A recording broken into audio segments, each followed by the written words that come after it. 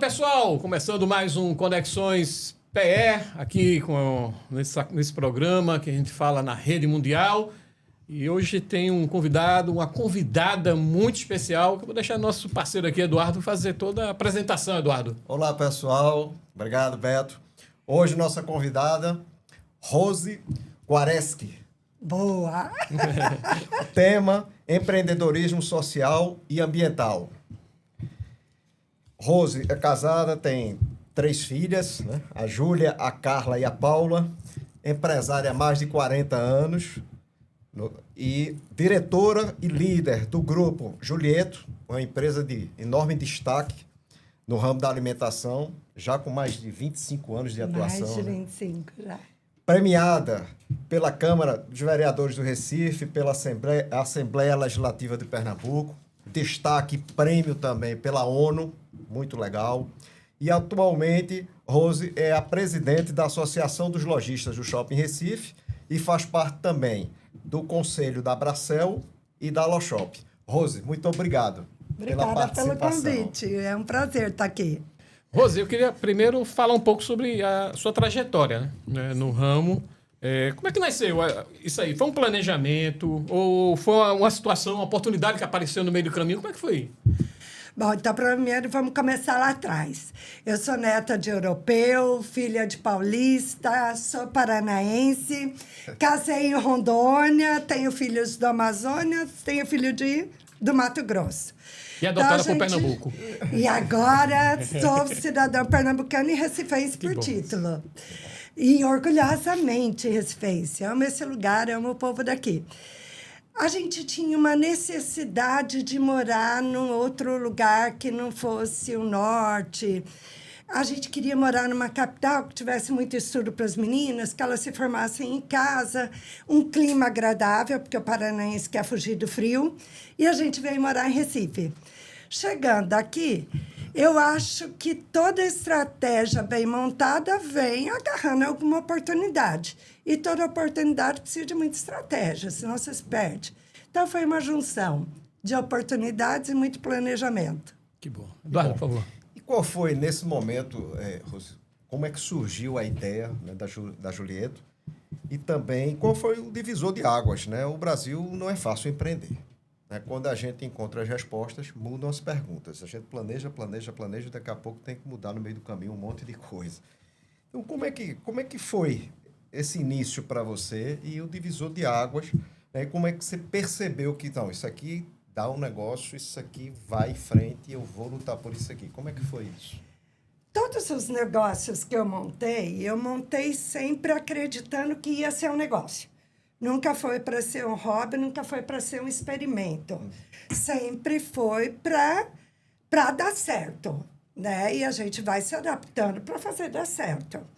Empreender no Brasil não é fácil, e em Pernambuco também não é fácil. Quando você é chamada de forasteira, talvez não fica mais fácil. Mas investir em alimentação é uma escolha por gostar de pessoas. Eu acho que isso se dá muito bem em alimentação, não quem sabe cozinhar, mas quem gosta de pessoas.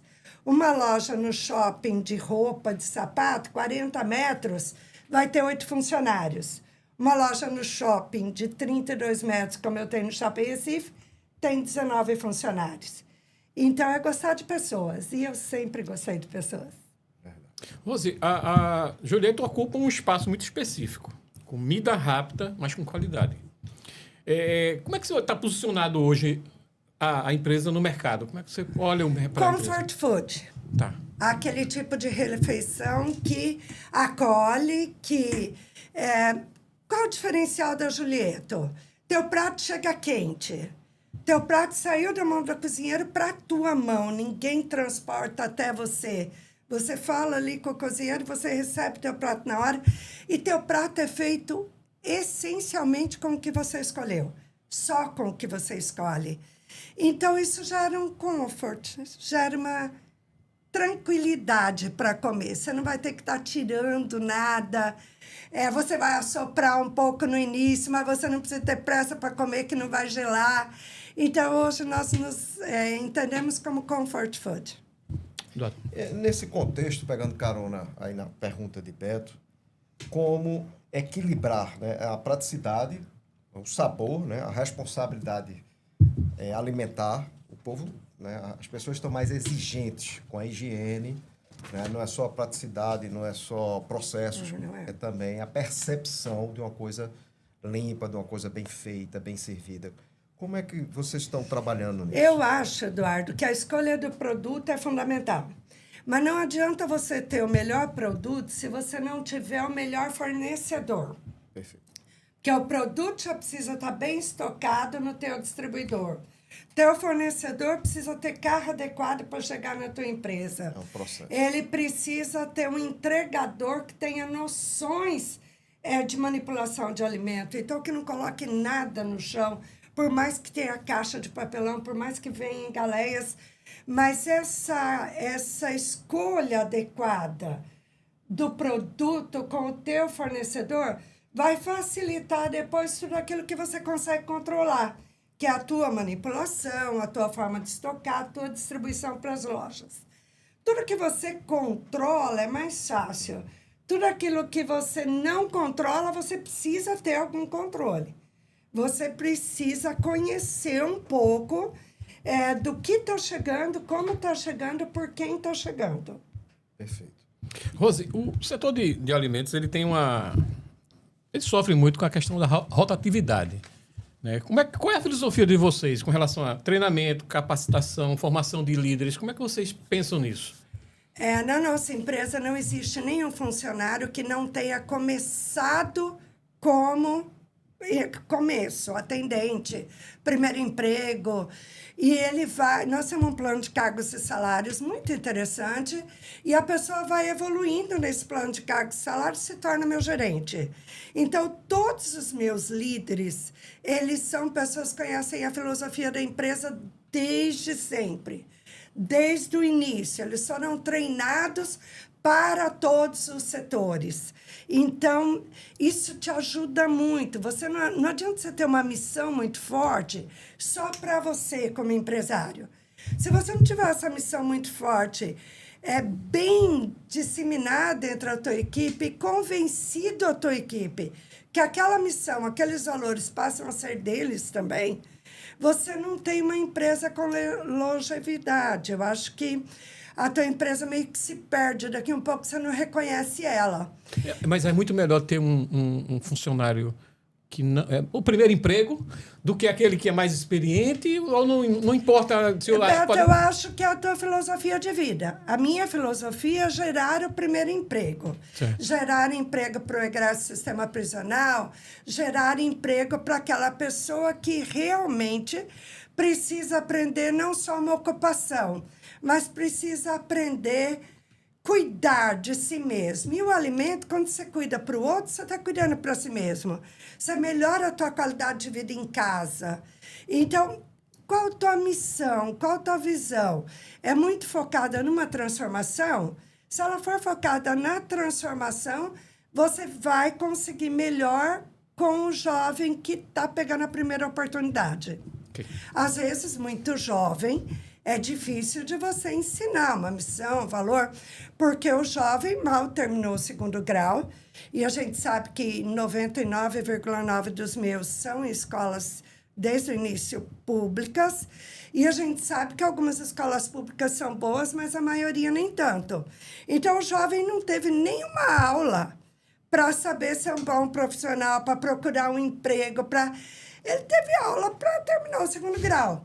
Então, quando ele vem para a empresa, ele precisa aprender a ser um adulto responsável e um profissional de sucesso. Aí tem que ser teu foco, treinar essa pessoa para isso.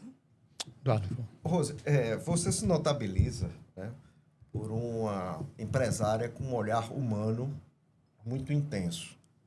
Né? Como tem sido aí o teu treinamento? O treinamento é uma necessidade ou é uma realização? Primeira pergunta. E com relação à experiência e resgatar essa dignidade, você falou, né, dos teus funcionários, pessoas que eram ex-presidiários. Como é essa experiência de resgatar, através do trabalho, essa dignidade humana?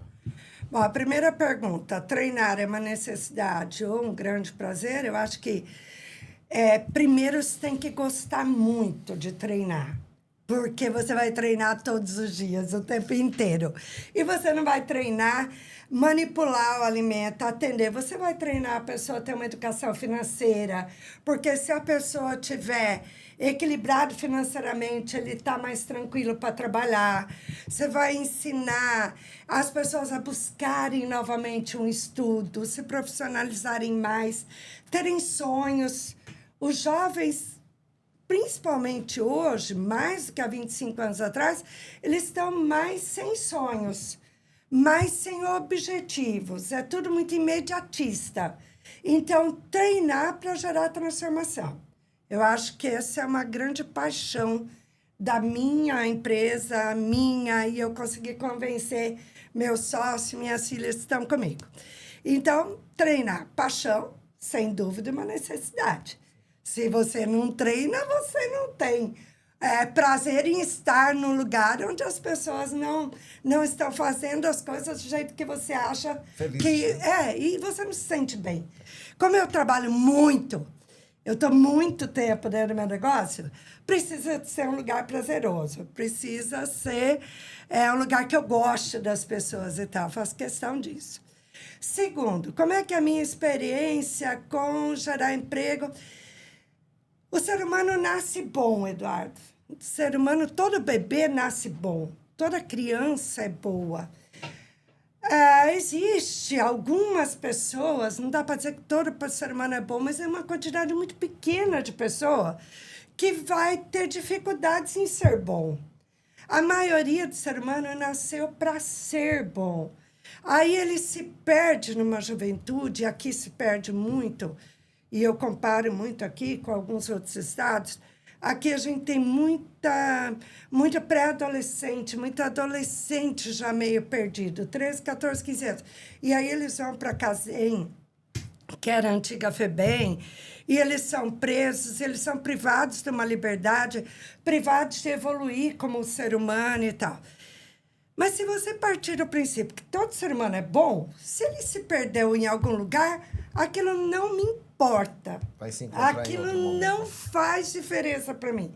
Se ele estiver disposto, a partir daqui, seguir essa vontade que eu tenho de trabalhar, de ter um ambiente agradável, de agradar os clientes, de vender bem. Eu preciso vender, eu preciso ser lucrativo, eu preciso gerar... Eu gero muito imposto e muito emprego. Então, eu preciso ser uma empresa lucrativa. Claro, e a condição de sobrevivência. É uma condição. Então, buscar esse lucro, junto com buscar uma dignidade, buscar uma transformação socioambiental, me dá muito prazer. E eu acho que tudo aquilo que você faz com muita vontade, com muita disposição, vai dar muito certo. É claro, não vai dar 100% certo. Eu tenho 3 filhas e são diferentes as 3. Um dia eu quero esmagar uma, outro dia outra, outro dia outra. Uma por uma qualidade, outra por outra. E o ser humano é isso. Alguns você vai se agarrar numa qualidade que ele tem e outros você vai se agarrar em outra. E outros você vai perder. Faz parte. Quantos funcionários hoje? Hoje, 148. Coisa boa. Já foi muito mais. Era muito bom quando era 280, 290. Mas pós-pandemia a gente reduziu um bocado a quantidade de loja, né? E a gente reduziu também a quantidade de funcionários dentro da loja. Dentro dessa que você falou agora, dessa questão, como é que você garantiu a questão do padrão de qualidade, atendimento, a cultura da empresa, né? E você tem que expandir, às vezes, né? Nesse momento tem que expandir, vai para outros shoppings, outros locais. Como é que você garante isso? As pessoas precisam entender a tua missão empresarial, o teu valor empresarial. Então, hoje, na minha empresa, 31% dos meus funcionários têm mais de 10 anos comigo. 9% tem mais de 20. Meio que começou comigo, entende um bocado de como eu sou, de como é o meu negócio. E eu tenho um grande... Acho que fui muito abençoada. Eu tenho um sócio pernambucano, que é o oposto de mim, né? Quando eu cheguei aqui, ele era muito preocupado com segurança, com isso, e eu vim com umas ideias, mas a gente se dá muito bem, a gente respeita o sonho de um, o sonho de outro, o medo de um, o medo do outro, e eu aprendi, ele me ensinou muito, que o medo é uma fator que vai cuidar mais da tua vida, que vai te poupar de muitas coisas. Então, a gente se complementou muito bem. E minhas filhas foram crescendo. Eu comecei o negócio com meu marido. Era eu, meu marido e minha filha mais velha. Isso em 2001. Em 2007, meu marido voou outros voos, que sempre foi... Ele foi da área de construção civil. Hoje tem usinas solares. E ele é de outra área, então ele voou o voo dele. E eu fiquei com a minha filha mais velha. E as outras foram crescendo. E elas foram se apaixonando pela missão, pela visão da empresa. Então, hoje, minha mais velha está afastada porque teve filho.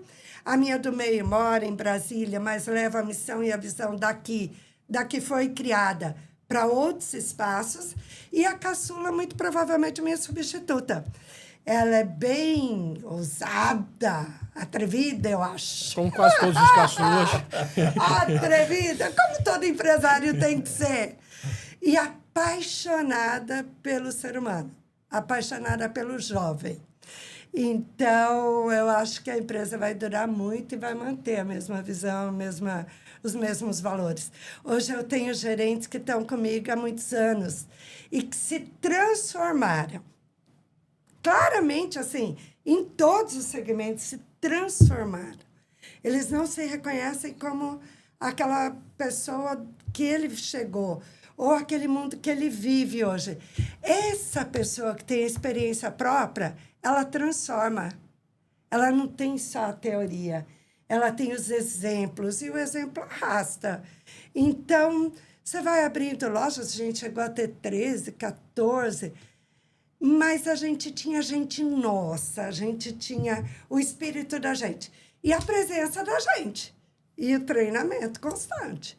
Chamar o jovem e dizer, eu sou assim, eu faço assim, eu gosto disso assim, meus resultados até hoje são assim. Dar o exemplo da transformação. Eu sou uma pessoa que posso dar bons exemplos de mudança de vida.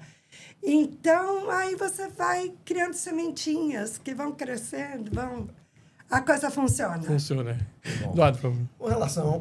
Com a relação com os shoppings, né? A gente percebe que nos últimos anos os shoppings eles se preocuparam muito, né, com essa questão socioambiental, responsabilidade social. Temos vários shoppings que trabalham muito essa questão, inclusive, um caso que emblemático também, de grandes exemplos com relação ao assunto, que é o Grupo JCPM, né, com a instituição.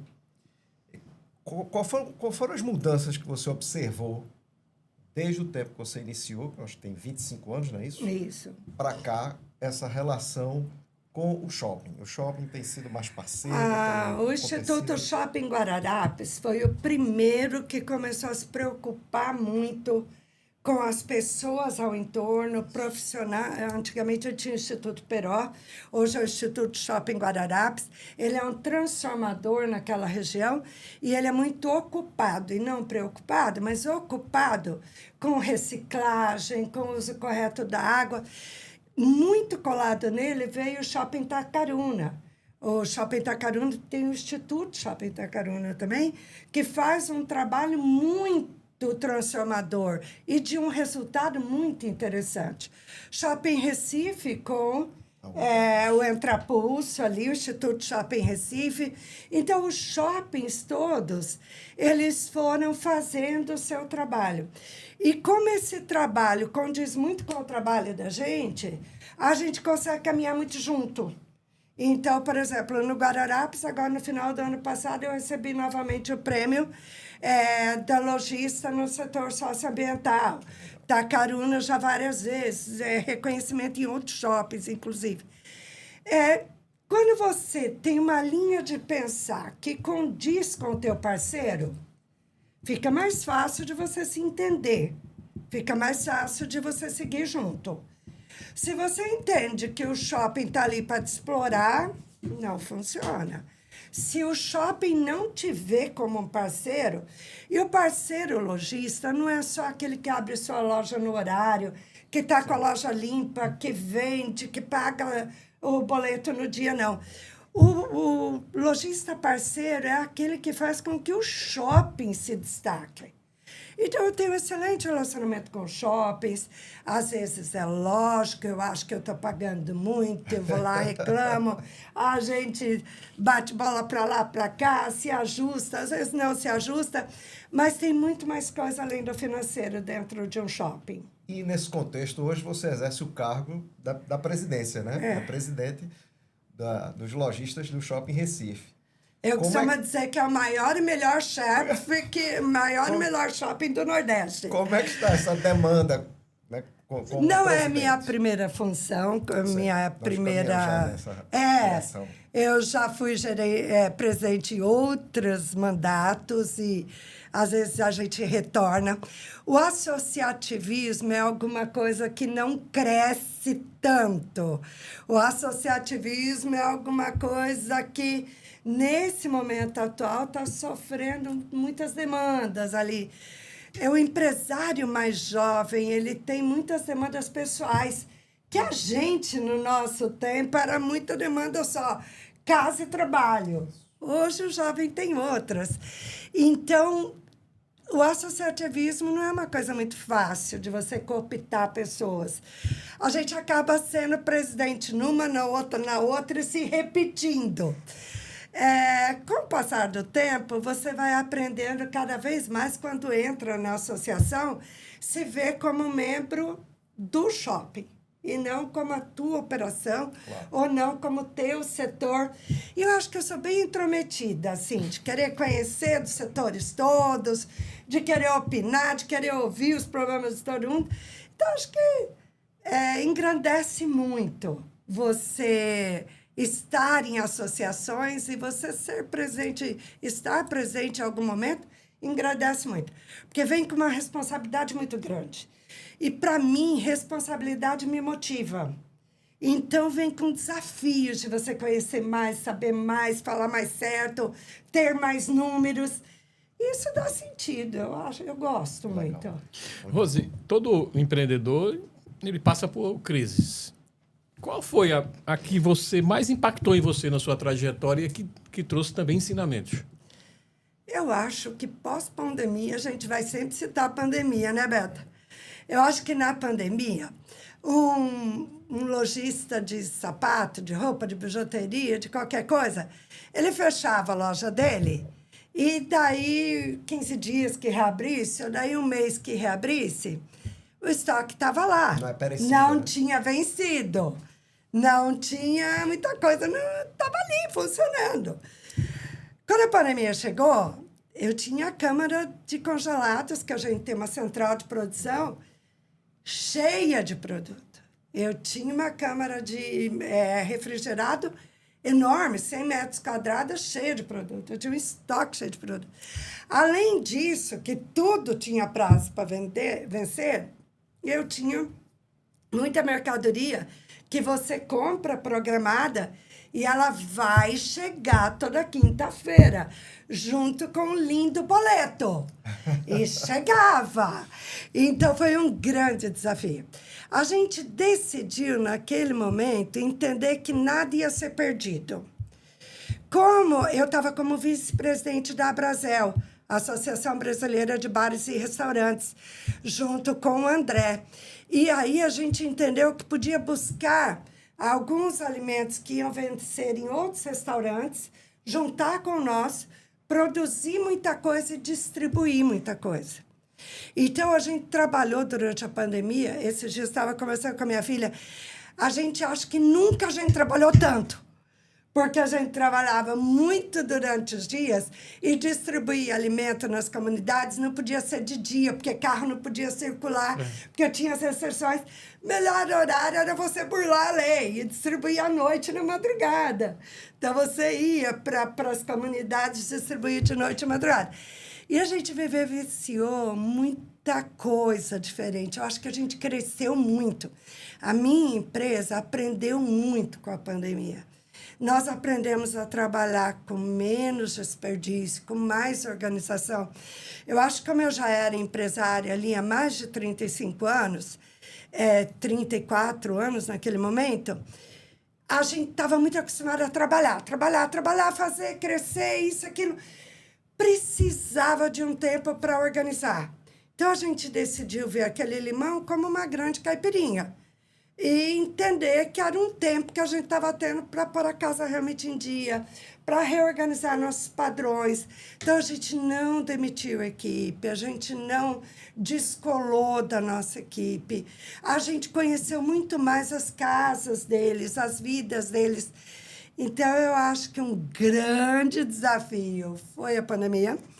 Na época de reabrir, se não fosse um governo muito consciente da necessidade da geração da renda que vem através do empregador e do empregado e das empresas. E ali ele facilitou alguns financiamentos, se tirava muito rápido. Você conseguia, na época, 100 mil, e era muito rápido. Pronamp, né? O Pronamp era mais complexo, mas você tinha um capital de giro ali de 100 mil, com uma semana você viabilizava. E aí você tinha até um ano para pagar, mas aí você se organizava e antecipava e tal. E aquilo viabilizou a minha reabertura, senão eu não teria reaberto todas e acho que muita gente não tinha. Porque quando realmente começou a reabrir, nós não tínhamos estoque. Nós não tínhamos mais o que vender. Como vender? A gente tinha que fazer compras novas. E a gente compra... Para comprar bem, você paga à vista. Mas você não vende à vista, né? Você vende no cartão, você vende... Então, e você tem que manipular, produzir, estocar, distribuir para as lojas, ter o tempo do cliente comprar. Aquilo tudo demandava um tempo. Mas ali, naquele momento, a gente teve um governo que ajudou, sem dúvida. Eu acho que um governo que foi justo. Ninguém recebeu de graça nada. Nós pagamos tudo, pagamos com juros e correção, mas teve a disponibilidade do dinheiro naquela hora para você se reestocar, para você respirar e para você continuar funcionando. A gente aprendeu muito. Acho que a pandemia é aquela cicatriz grande que você olha, mas que você não se envergonha. Você se orgulha de ter tido aquele monte de cicatriz. Todos passaram, né? E a gente passou, né? Estamos aqui. Eduardo. Vamos lá. E com relação aos desafios, vou falar um pouco aí da burocracia, né? Legislação e a reforma tributária. Te assusta? Quando eu comecei a ouvir sobre reforma tributária, ali em 2024, eu comecei a ficar muito preocupada. Em dezembro de 2024, eu estava muito apavorada, porque eu não sabia o que ia ser votado em 25. E 25 foi um ano de uma hora era uma lei, e como é que ia ser, como é que não ia ser. Ainda está no gerúndio. Né? Ainda está. Mas aí o que eu decidi? Falei, parar de preocupar. Bora estudar. O que vai mudar? Eu não sou da área tributarista, mas eu acredito que todo empreendedor precisa conhecer muito de todas as áreas.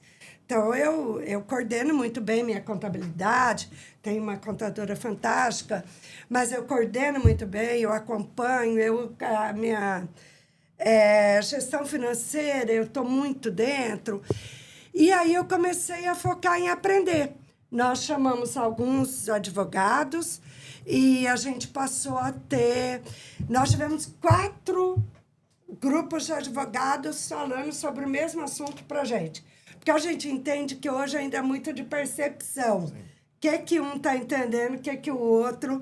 E tem aquela história de que ela é progressiva até 2031. Se você não começar a se ajustar agora, vai ficar inviável daqui um pouco. Então, a gente começou a se envolver muito nos processos para se adaptar, para que essa dor da reforma tributária não leve a gente para uma UTI. Todo mundo vai pagar muito mais imposto, a gente vai pagar tudo muito mais caro. A tendência é que, para a gente gerar muito mais imposto, para que o governo distribua a renda, A gente vai ter que aprender muito. É uma nova gestão do negócio. Mas hoje eu acho que já entendo bastante de como está sendo desenhada e estou me ajustando. Mas eu falo muito para os meus colegas lojistas, procurem entender, porque a pior dor é a dor da ansiedade, é a dor da preocupação, como é que vai ser? E outra dor muito forte é a do arrependimento. Você não ter se adaptado, isso vai custar muito caro.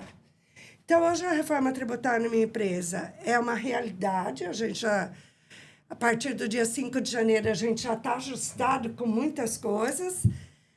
Estamos pagando o preço, vamos pagar um preço mais alto ainda, mas pelo menos a gente está entendendo. Eu acho que isso dá uma tranquilidade. Que bom. Rose, sendo mulher e líder empresarial, você deve ter enfrentado barreiras incríveis pela sua trajetória. O que é que mudou nesse cenário hoje, hein? Eu acho que em 25 anos a gente evolui, o ser humano evolui, o mundo evoluiu. A mulher conquistou muito esse espaço. Eu estou há 25 anos como empreendedora em Recife, então aí era muito engraçado quando eu cheguei que as pessoas diziam, não, ela é uma forasteira. Eu ficava olhando e dizia, mas esse não é o nome do meu negócio, nem meu nome, por que falam isso o tempo todo? Mas tinha toda essa questão. Meu sotaque não ajuda. Eu falo porta, portão, eu falo dormir. Isso nunca ajudou muito. Mas a gente gosta de desafios. E eu já vinha empresária há 16 anos fora daqui. Eu já tinha uma série de experiência de como fazer as coisas e de como driblar um pouco dessa questão cultural, patriarcal, do machismo. Mas eu passei e eu passo. Ano passado eu passei. Um fornecedor veio, a gente cortou a compra dele por uma série de motivos, inclusive porque ele não se adaptou nas regras da gente, que o nosso fornecedor tem que ter uma mulher na gestão, tem que priorizar ter mulheres com salários altos e não só chão de fábrica. Precisa ter algumas políticas que eu aplique e que meu fornecedor aceite. E esse não conseguiu se ajustar. Ele não entendia muito essa filosofia toda. E o fato de uma mulher estar se metendo no negócio dele, que é ele, 2 irmãos, sempre foi os homens. E aí a gente cortou as compras e ele veio conversar comigo. Primeiro que ele não precisava conversar comigo, meu sócio que cuida de operações e venda. Mas ele queria falar com a dona, e veio eu que era a dona. Aí, conversou, a gente explicou, eu expliquei minha forma de pensar e que eu já tinha tomado decisão. Aí ele virou para mim e falou assim, não, mas eu queria conversar mesmo com algum homem aqui na empresa. Com alguém que possa resolver essas coisas, que entenda de valor de produto, que eu vou oferecer mais barato e tal. Não vai adiantar você conversar com alguns homens aqui dentro, porque eles todos vão vir falar comigo. E, para mim, mais do que valor, dinheiro e tal, tem essa questão da valorização dentro das empresas das mulheres. Eu não pactuo com uma empresa que seja 100% mulher. Eu não pactuo com uma empresa que seja 100% homem. Eu acho que a própria religião já fez lá, gente, um casal, e é bom viver em par, né? Pensar diferente, juntar qualidades. Mas não juntar qualidade para a mulher te dar uma opinião. Não juntar qualidades para a mulher executar. Mas para a mulher ter poder de mando junto. Definir as coisas juntos. Então, eu ainda passo por algumas coisas. Inacreditavelmente, eu ainda passo por algumas situações. E eu acho que as mulheres da minha idade passam. As mais novas, elas já foram criadas com outras carapuças. Elas têm outras ferramentas de defesa. A gente não. Acho que a gente foi criada meio para ser avó. Então, a gente ainda tem os escudos meio fracos. Mas eu faço minha parte. E eu estou feliz de onde eu estou. Deixa eu Você faz a sua parte, aí voltar lá com aquele ponto do início do programa, da questão dos prêmios, né? Prêmio na Câmara dos Deputados, vereadores, Assembleia, na ONU, prêmio dos shoppings. Então, você faz certo. Senão que eu você faz faço minha certo. parte. Eu sou muito ruim de mostrar, né? Eu tô aqui falando, todo mundo deve pensar que eu sou alguém muito falante. Eu não sou. Eu não gosto de gente estranha me fazendo muitas perguntas. Eu, para aceitar um convite, porque eu era outro empresário de muitos anos e tal, eu não sou uma pessoa boa de mostrar. Mas eu aprendi com a Ariano Suassuna e com a Abílio Diniz que quem faz não sabe mostrar. Precisa se treinar para mostrar. Graças a Deus, quando você faz muito, você não precisa se mostrar muito. Quando eu fiquei sabendo que eu ia receber o título de cidadã recifense, eu não conhecia a Câmara dos Vereadores, nunca tinha ido. Eu não conhecia o vereador que estava me premiando. Mas foi muito interessante, foi uma indicação de 5 comunidades. E aquilo me encheu tanto de orgulho. As comunidades me enxergarem como uma mulher branca, empresária e tal, mas merecedora do reconhecimento daqui. Então, esses prêmios trazem uma responsabilidade muito grande. O dia que eu fui receber cidadã pernambucana, eu fiquei sabendo que eu ia receber o título e eu demorei 7 meses para aceitar e receber o título. Eu dizia, eu acho que eu não fiz o suficiente para receber um título de cidadã pernambucana. Eu acho que eu faço pouco, eu acho que eu preciso fazer mais. E aí eu foquei em fazer mais. Até eu me convencer que eu merecia o título. Qual foi o ano que você recebeu? Cidadã recifense em 2014, cidadã pernambucana em 2018. E aquilo, nossa, eu tenho um orgulho danado. As pessoas me perguntam, você é de onde? Sou recifense pernambucana por título. Tipo, não importa de onde eu fui antes. E minha filha também recebeu e é muito orgulhosa disso. Eu acho que o prêmio ele te traz mais responsabilidade. Mas ele te traz também uma tranquilidade de que você está no caminho. Quando nós recebemos o prêmio da ONU, eu tinha para mim que a ONU era uma entidade era um mundo, era... Quando eu fiquei sabendo que a gente ia receber o prêmio da ONU e tal, eu falei, meu Deus, o que é que eu vou ter que fazer mais, né? Eu agora vou receber isso, né? O prêmio não acaba quando você recebe. Quando você recebe é que você tem que honrar aquilo tudo. E foi muito interessante, porque o Nordeste não tinha prêmios da ONU, né? E daí começou a gente receber, e daí todo ano muitas pessoas recebem agora. E é muito bom você saber que o caminho está certo. Eu acho que os prêmios, eles te trazem muita responsabilidade, mas ele te traz uma tranquilidade que o caminho está por ali. Eduardo. Bom, com relação a empreender, né? A gente sempre tem uma palavra associada, né, ao empreendedorismo, que é o risco. Então, mas que conselho ou conselhos você daria para as pessoas que querem montar seu próprio negócio e que estão aí nessa linha de empreendedorismo? Dá o primeiro passo. Dá o primeiro passo. Acho que aí eu não falo mais com você, eu falo com alguém que queira empreender, né?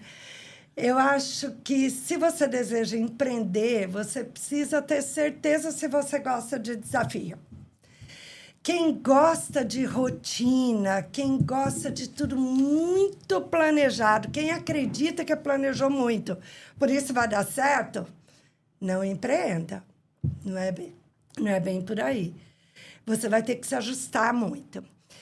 E para quem quer empreender na área de alimentação, eu vejo muita gente que vem falar comigo assim, mas, dona Rosa, eu gostaria muito, porque eu gosto muito do setor. Eu falo, você gosta do quê no setor?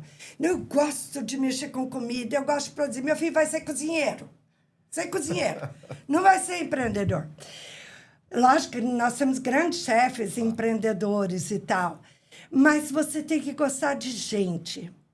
Na alimentação, você vai ter muito mais fornecedor do que em qualquer outro setor. Hoje, na minha empresa, nós temos 412 fornecedores cadastrados. Você compra uma coisa aqui, uma coisa ali, um prato, ele é composto por uma junção de 108 itens misturados ali. Então, você vai ter muito fornecedor, você vai ter que ter muito funcionário e você vai atender muito cliente. Então, na minha empresa, a gente atende hoje 55 mil clientes mês. Você tem que gostar de gente. Porque nem tudo vai dar certo. Vai ter aqueles que vão reclamar.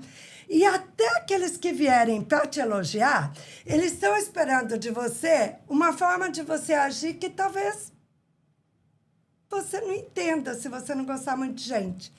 Então, empreender, para mim, é ousadia, é determinação. Eu acho que uma palavra-chave na minha vida sempre foi persistência. Eu até cuido para não ser teimosa, que às vezes se mistura, mas eu sou persistente e eu gosto de gente. Então, eu acho que isso faz uma diferença muito grande na minha realização profissional. Boa lição aí, ó, para você que quer dar seu primeiro passo. É só acompanhar os ensinamentos de Rose aqui. Deixa eu pedir aqui para Eduardo falar aqui, agradecer aos nossos parceiros, Eduardo, por favor. Valeu, Beto. Obrigado aí, obrigado aos nossos apoiadores, Alpha Ways XP Investimentos, a Delta Café, a Óculo Ótica, Contar, assessoria de contabilidade e assessoria tributária, Cultura Inglesa, CDS Sistemas e aqui a nossa Taverna Suíça de Gravatar, desde 1968, lá começando com o seu Truan. Muito obrigado, pessoal. Não que eu nasci. Você vê. E Rose, muito obrigado pela tua participação e por essa linda trajetória, que certamente o caminho estará aberto aí para suas sucessoras manter esse padrão. Eu acho que quando a gente é convidado para vir na casa dos outros, isso é uma honra, porque a gente não convida qualquer um. Então, muito obrigada pelo convite.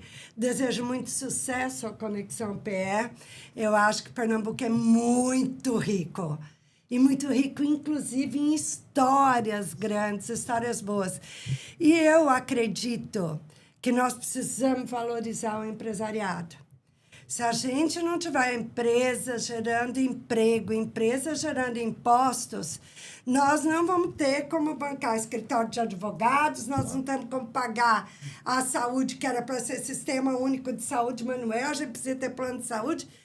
O mundo não gira, na minha opinião, sem o industrial, sem o empresário.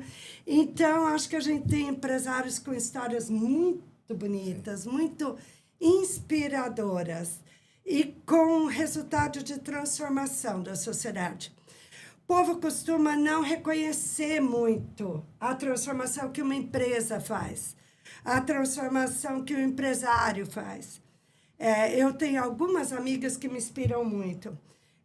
Uma é de usina, e eu sei a transformação que os antecessores dela, e ela faz uma região.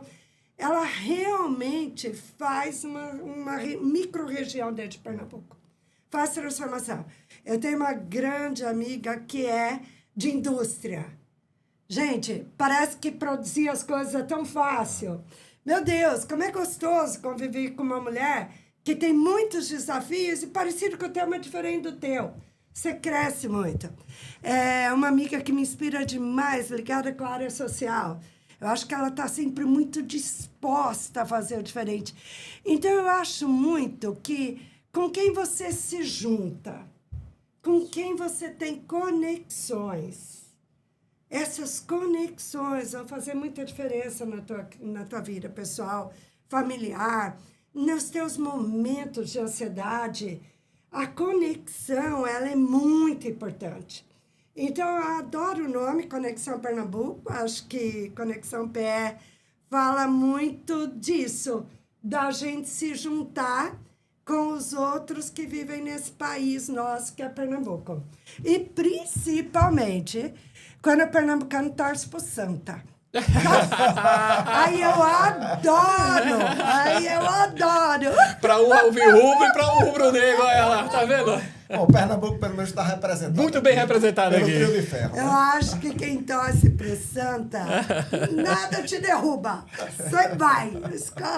Santa é uma terapia fantástica para você superar desafios. Vou mandar esse corte para Bruno Rodrigues. Bruno, tem uma tricolor aqui que é maravilhosa para você. Rose, muito obrigado. Muito obrigado. Obrigado mesmo. Eduardo, valeu aí. Valeu, Beto. Valeu Obrigado pelo também programa. pela Semana que vem a gente tem mais outro convidado. Já tem o nosso convidado? Temos. Alberto Scherpak, doutor Alberto Scherpak, para falar sobre gestão hospitalar. É muito bom o tema, a gente está sempre falando aqui. Agradecer a vocês. Olha, compartilhe, né? Salve. Passe esse programa aqui, mande para seu amigo, mande para outro pessoal. A gente está na rede mundial, a gente precisa Mande para mulheres, mande para as outras mulheres. Todas as mulheres empresárias, todos os jovens que querem empreender, para ter uma lição, que hoje foi uma aula que foi dada aqui por Rose. Tá certo, gente? Valeu, grande abraço.